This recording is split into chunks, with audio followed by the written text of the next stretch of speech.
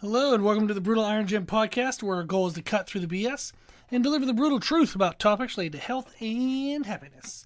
Today's podcast number 1563. The topic is training and the title is How to Personalize Your Bench Press Training.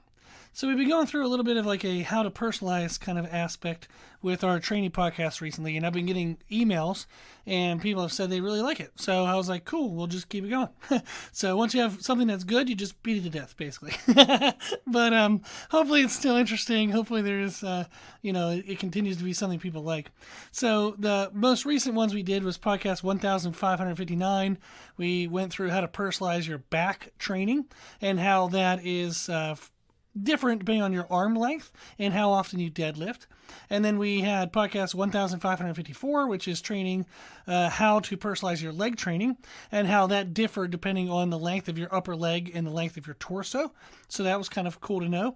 We did podcast 1550, which is how to personalize your chest training, which is like chest for growth and how that changes depending on your arm length. So we had a lot of fun ones.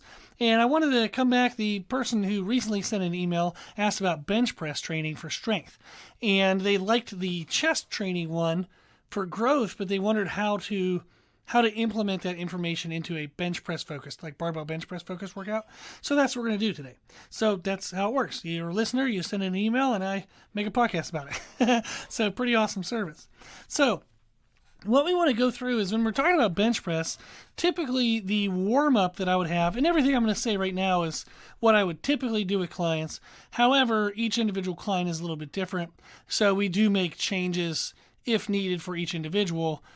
So this is a general thing that everybody can start with, and it's pretty damn good, and then you might have to kind of tweak a little bit for yourself. So the warm-up, we work on thoracic mobility. That's one of the biggest things I work on, or I focus on in warm-ups for bench press, is you want to make sure the person has healthy shoulders. You want to have full, free range of motion. You don't want to have anything be clicky and tight and anything that feels restrictive. So we do some type of thoracic mobility work. And it depends on the person, depends on the equipment they have, depends on what their style is. Do they mind getting down on the ground and doing some, like lat stretches and plank variations if we want some extra core work as well? Or do they hate being on the ground, so I give them standing variations? I just kind of play with it. So, for example, at our gym, we have a Concept 2 ski erg. So I like doing reverse flies and tricep press downs on our ski erg. You just crisscross the cables and do reverse flies. Tons of blood flow for your upper back, and it really helps, in my opinion, kind of pump up the back side of the shoulder as I also work to kind of stretch and open the front side of the shoulder. But it's only a concentric tension. There's no eccentric tension. So it's really good for fluid flow, and it has absolutely no inflammatory aspects or any kind of negative strength impact whatsoever. So I really love that variation. So since I have that piece of equipment, I use it. So we do something for the shoulder, something for thoracic mobility that helps improve overall shoulder health, and it helps with scapular positioning in the bench press. So you can actually have your upper back positioned at the best possible position to give your shoulders the most stability, so therefore you can display your strength the best. If your shoulders are unstable in some way, you're going to have some limit to power output. So shoulder mobility, like thoracic mobility, overall shoulder health, absolute necessity in any warm-up for bench press. Then I also think, okay, do I have something in there that's warming up and getting blood flow and fluid flow through their shoulders and elbows? We want to make sure we get fluid flow through the tissues in the shoulders and elbows just to balance out any weird tightnesses or anything that's going on in the joint as they come into the workout. So maybe they did a really heavy deadlift workout or a back workout, recently, and their forearm muscles are super tight. I want to make sure we get some fluid through there, loosen some of that up, so that way it doesn't cause torque tension, which can go up into the shoulder or down into the wrist. So you want to do some kind of fluid flow through the elbow and shoulder. And then we also, depending on the style of bench press, we want to address tight hip flexors. If the person has some degree of an arch in their bench press, their hip flexors, if they're tight, they're going to limit their arch and or cause lower back pain when they try to arch. So we do something to open up the hip flexors. And that's going to help. Even my flat back benchers, the ones that have basically no arch, I still do hip flexor work because if they're tight at all, it limits, their positioning, but it leads to pulling and tugging on the lower back, which then could impact our deadlift or a squat workout later in the week. So I still want to address the hip flexors even if they're a pretty flat back bencher. So that warm-up is pretty consistent in regards to the concepts, and then just what exercises they are. I change them every single month for every client, and we do whatever's best for that client. So to learn more about the warm-up, you can listen to podcast 1112. So 1112, 1112. It's a training podcast titled The Best Warm-Up Routine. And it is. It's the best warm-up routine. So you can check that out on our website, www.brutalirongym.com. We have all of our podcasts on there. So what do you do? So we have our warm-up. We have everything ready. What do we do next? Now, there's a formula, kind of a step-by-step I'm going to tell you what to do in today's podcast. Again, this is not how I do it with everybody, but this is a pretty good way to do it. So what I typically would do is I would have them use a barbell, and we would do some variation of a bench press that is specific to something we're working on technique-wise. So if we're working on, technique to be more explosive, rather than just have them warm up to a regular bench press, I want them to do something in their warm-up that builds explosiveness. So one of the things we do might be a click press. And what that is when you push the bar off the chest, you push it so fast that at the top, when you have to stop the bar, you hear the weights click at the top. Now, this is obviously if you're using metal plates. If you're using something not metal, it's not going to click. But click presses, if you push explosively off the chest and stop the bar at the top, you'll hear the plates click. So I'm like, okay, well, I want you to push fast enough that you can hear the clicking of the plates. And I'll give them, the weights I want them to do, how many reps, and to what weight that's probably going to not work. You're not going to do a 1 rep max with clicks. It's not going to be so explosive that the plates click at the top of 1 rep max. But in their warm-ups, we might as well get some explosiveness. So maybe I have them, do the bar, no clicks, obviously. We might go to 95 pounds, and I'm like, I want you to do a set of 3, get it to click every time. We might go to 135, click every time. 185, just 1 rep with a click, and then maybe 225, we start our working sets. If somebody's a little bit weaker, maybe I have them do the bar, then maybe 65 pounds, 85 pounds, 105 pounds, and then we go into stuff. But if I know that they need more explosiveness, I want to use the warm-ups till we get to regular bench work. I want to use the warm-ups for something. Why waste that time? So I might do click presses if they need explosiveness. If they have an inconsistent pathway, meaning they don't touch the same spot every time on their chest, I might have them do what's called eccentric pauses. I want them to lower halfway down, stop, lower the rest of the way down, touch their chest, and drive all the way back up. There's no pause on the way back up. But that eccentric pause, they'll feel every time they stop halfway down if they're stopping a little bit high or a little bit low compared to their body. Are they stopping a little bit too close to their face? Are they stopping too close to their hips? I want them to play with that and get a feel for that. So we might do eccentric pauses. You might also do Spoto presses, or Spoto presses.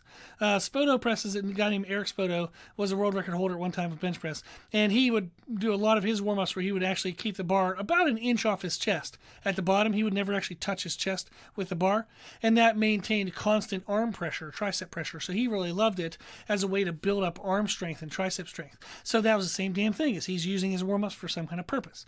So Spoto presses is a good way just to kind of pause, get a feel for where you're pausing, and then drive back up. Maybe somebody panics a little bit at their chest, and I want to work on building confidence. So the Spoto presses are great there with a pause. Or we can have them just do a long pause on their chest. So in their warm-up reps, I want them to pause for 3 seconds with the bar on their chest. They have to maintain back tightness, maintain body position, good leg pressure, whole body tightness. We don't want them to relax, but they have to pause. So we'll do something in the warm-ups that's some variation of a barbell bench press that emphasizes something that we're working on technique-wise. Now, how many sets and reps really depends on the person, depends on their strength level. Stronger people need more warm-up sets, therefore they need less reps per set. Weaker people don't have the option for as many warm-up sets, so they might need more reps per set. So it's a really huge variety. In general, I might say we do 3 to 5 sets of this kind of special technique work. anywhere from 2 to 5 repetitions per set. And that's obviously just throwing it out there somewhere range. Now, we don't do any of that to failure. All of that is kept 1 or 2 reps short of failure. If there's any, there should be no grindiness in the reps. So when clients send me videos and I watch their videos, I shouldn't see any struggle in this technique work. It's challenging, but there's no grindiness, there's no bad positioning. It looks super clean. So we would do no repetitions that have any technical failure, any kind of physical failure. It's just right on the edge of everything feeling super clean. Like you were trying to film a tutorial video to show someone brand new to the movement. You want to show them just good reps. So you just perform good reps. So that would be the idea of this. Now we do that as we progress up in weight. So whatever the variation is, we're starting at the bar and we're working our way up to something that feels kind of challenging. When we get to something that's challenging, I typically have people change over them to just typical competition style bench press. So if they're doing a powerlifting like strength-based work, they know what competition bench press is. They're going to pause in their chest for a press count, press command. But we want to bring it out, hold it, make sure we establish control, bring it down, pause in the chest long enough to get a press command, bring it to the top, hold it long enough to get a rack command. Now we will do that, and it depends on where we're at in our season, if they're getting ready for powerlifting meet or not, off season, blah, blah, blah. We might do 1, 2, or 3 kind of top end sets, usually somewhere between 1, 2, or 3 repetitions. So it's heavy, but again, none of this is taken to form failure. It's all very clean work. So if they were to grind a smidge at all, they would definitely not do another repetition. So, for example, let's say somebody benches 315. I might have them work up and do 290 for 3 singles. So it's close-ish. It's a little over 90%, of their max. So we might be at 90, maybe 92.5%. They're just going to do 1, 2, or 3 kind of singles. If we're doing doubles, they might be at 85, maybe 87.5%, somewhere in there. If we're doing triples, usually between 80 to 85%, somewhere in there. But that's usually the idea of it, is a couple top-end sets just to really work on technique and see what the technique looks like when we're under heavy weight load. But that's it there. And then we move on to what would be considered a physical weakness variation. Meaning we're no longer working on technical aspects. I want to work on the physical weakness aspect of that person. So if they need overall more strength, a Larson press is actually really good because it kind of takes away the ability for the lower body and general positioning to kind of make up for physical weakness. So you might do a Larson press. And if they're weaker bench presser, I might reverse band it. So in our gym, my dad and I built what I believe is the only standalone reverse band bench press in the world. So it has auto spotting features, reverse band bench press, everything. It's all by itself. Pretty kick-ass machine. So we do a lot of reverse band work for clients. And then if clients train at facilities that don't have that, I have them use half rack supporters, off the top of the uprights. We figure out something. We usually figure out something. So we do a lot of reverse band. And that would be if somebody's bench pressing, say, maybe 1.5 times body weight or less. We do a lot of reverse band. If somebody can bench press, over 1.5 times their body weight, I tend not to do reverse band because it's almost a little too demanding at times. You have to be a little careful on how often you make them do an overload variation because then you have to do an underload to let them recover. And then sometimes I don't want to do the underload because I want them to continue to drive forward and push forward if we're in an off season. I don't want to do an underload when we have a chance to just continue pushing heavy loads. So it really depends on the person whether I do overload variation or underload variation. But if you're bench pressing less than 1.5 times your body weight, you can do reverse band work pretty often and get a big boost from it. But a Larson press is a variation of a press that if you just want overall more strength, that's a good variation. If somebody needs more triceps, so maybe they have really long upper arm bones and they recruit their chest very well in a bench press, but they don't have really good tricep strength, we might do a close grip Spoto press. And that's going to be really wicked on the triceps. They're going to hate that variation because they're going to be very weak at it. But that's the point, is we want to find a variation that they're awful at because we know if they get better at that, they're probably going to get better at the regular bench press. And again, if the person's weaker, we might reverse band those Spoto presses. If somebody needs more chest, so maybe they have short upper arm bones like I do, and their triceps are dominant in presses, then I know I need more chest development. So I can do what's maybe a guillotine press if they're super strong. That's a very limiting style of bench press, but it's really freaking hard on the chest, and actually really wicked on the triceps right down by the elbow as well. But it's a really good variation if somebody's needing more chest, getting away from like a tricep dominant position. Or you can do wide grip spoto presses. Like spoto presses are just annoying for everyone in a good way. And there's like 4 million bench press variations. I'm just using a couple so that way if you look at some of these, it's not overwhelming to how many you look at. But you would typically do a wide grip if you want to get more chest work. And again, you can reverse band that if you need more stress load if you're on the weaker side of things. You can also just go on YouTube and type, bench press variations, and then just look and see what people offer out there. If you try and it's really hard on your triceps, it's a tricep movement. If you try and it's really hard on your chest, it's a chest movement. And then that way you'll know. So if you're thinking about like how to personalize, if you have long upper arm bones, then that means you're probably chest dominant and you could use a little more tricep work. If you have short upper arm bones, you're probably tricep dominant and you could use more chest work. So what you can also do is test and see is if I try a variation, am I really freaking good at it? I probably don't need to do that one. So I had one client, for example, we did a dead press where we had hard supports in a bench press set up to where right before the bar would touch his chest, the bar will hit these supports. And then he would have to press it from a dead position, dead stop, no momentum, no stretch reflex, drive it up from that dead position off the arms, the support arms. Well, he could freaking damn near do his 1 rep max off the dead press. And I was like, that's amazing, but also useless for us now. So I switched him to guillotine presses and they destroyed him in a good way. So we're like, okay, that's the one we need. So if you test something and you're already really good at it, don't do that. That stinks for the ego. I know that. And it's not as fun. But when do you want your fun? Do you want your fun when you're going for a 1 rep max and you're hitting brand new PRs? Or do you want your fun every week in training, but then you're super depressed because your PR never goes anywhere? Your 1 rep max never goes anywhere, right? So I would rather humble myself in my training and then really have fun and show out when I want to for 1 rep maxes. So that's, my personality. And if you're a powerlifter, that better be your personality because it's only what you do on the platform that matters. So that would be an idea of way of knowing is if you're like, well, how do I know what variation to do? Try anything you find on YouTube. If you're really good at it, don't do that. If you suck at it, do that more. Okay, pretty easy recipe. Now, so that takes care of the barbell-based work. So we did our kind of technique warm-up, then we did our competition style kind of top single stuff, and then we did our physical weakness variation. Now we move on to non-barbell things, and we do general accessories. And this, I typically do some other type of press. Now, what I mean by the other press is if I did a tricep variation with a barbell, I'm going to do a chest variation of something else. If I did a chest variation of the barbell, I'm going to do a tricep variation of something else. So, for example, let's say I did close grip spoto press to work my triceps with a barbell. I then am going to pick something for my chest when I do my general accessories. So that might be chest flies, maybe dumbbell chest flies, something like that. So you do the other one. So if you did a barbell chest movement, you would do tricep something else. If you did a tricep barbell movement, then you do a chest something else. So you do some other, like the other press.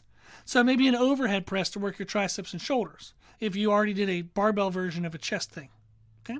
So you do the complementary thing as the other press. And then you do something for your upper back. Something for a row variation and something for a pull-up or pull-down variation. And then make sure your grips are different between those two. So if I do a wide overhand grip row, I want to do an anything but wide overhand grip pull-up or pull-down. If I do narrow neutral grip, pull-up or pull-down, I want to do anything but that for the row. So do anything else for your grip. Do not double up on the same grip between your rows and your pull-ups and pull-downs. Okay? That's it. And then if you have extra time, you can do some kind of shoulder raises and bicep curls and stuff, but that's, secondary stuff and it's not super important. You can get that in any other workout or just skip it because your shoulders and biceps are involved already in what you've already done. But that's pretty much the recipe is you do a warm-up, a general warm-up, which we said was like thoracic mobility, blood flow in the shoulders and elbows, and address tight hip flexors. You do all that, okay? Then you want to touch a barbell and do some technique work variation of warm-ups. So as you warm up to your top end lifts, you want to be doing some kind of variation that works on a technique aspect you want to improve on. Then when you do your top end competition style bench, you're thinking of that technique. You've already built that in the warm-ups, and you do, like we said, 1 to 3 sets of 1 to 3 reps, something like that. And again, it's sub-maximal, very clean technique. Then you go to your weakness variation of bench press, so still a barbell, some kind of weakness variation. That one, you can absolutely kick your ass. So when you do the physical weakness work, destroy yourself. You know, if you get a little grindy, oh well, you want to have multiple sets that have huge stress. That's the one you beat the shit out of yourself. Sorry for swearing. Beat the crap out of yourself. And that's the one that you want all the damage and stress.